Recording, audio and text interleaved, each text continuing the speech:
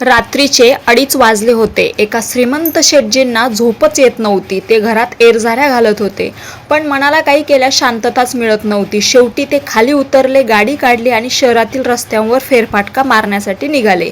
वाटेत त्यांना एक मंदिर दिसलं. त्यांनी मनाशी विचार केला, थोडा वेळ मंदिरात जाऊन भगवंताजवळ बसू, प्रार्थना करू, कदाचित मनाला शांती मिळेल. शेटजी मंदिरात गेले. त्यांनी पाहिलं की भगवंताच्या मूर्तीसमोर एक माणूस आधीच बसलेला होता. त्याच्या चेहऱ्यावर प्रचंड उदासी होती आणि डोळ्यात करुणा दाटून आली होती. शेटजींनी विचारले, भाऊ, एवढ्या रात्री मंदिरात काय करत आहात? तो माणूस म्हणाला, माझी पत्नी रुग्णालयात आहे. उद्या सकाळी तिचे ऑपरेशन झाले नाही तर ती वाचणार नाही, पण माझ्याकडे ऑपरेशनसाठी आवश्यक असलेले पैसे नाहीत. हे ऐकताच शेटजींनी आपल्या खिशात असलेले सर्व पैसे त्या माणसाला दिले. क्षणार्धात त्या गरीब माणसाच्या चेहऱ्यावर आशेचे आणि आनंदाचे तेज उमटले. शेटजींनी आपले भेटकार्ड त्याला देत सांगितले, यावर माझा पत्ता आणि दूरध्वनी क्रमांक आहे. आणखी काही गरज पडली तर निसंकोच कळवा.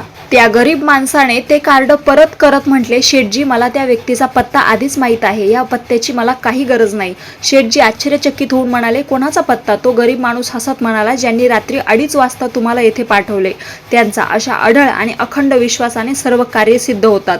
घरातून बाहेर पडताना आपल्या घरातील देवघरात विराजमान असलेल्या प्रभूंचे दर्शन घेऊन त्यांना नमस्कार करूनच बाहेर पडा आणि परत घरी आल्यानंतरही सर्वप्रथम त्याचे दर्शन घ्या, कारण तेही आपल्या घरी परतण्याची प्रेमाने वाट पाहत असतात. घरात असा एक सुंदर नियम करा, जेव्हा जेव्हा घराबाहेर पडाल तेव्हा देवाघरासमोर 2 क्षण उभे राहून प्रेमाने म्हणा, प्रभू चला, तुम्ही माझ्यासोबतच राहा, असे म्हणूनच बाहेर पडा.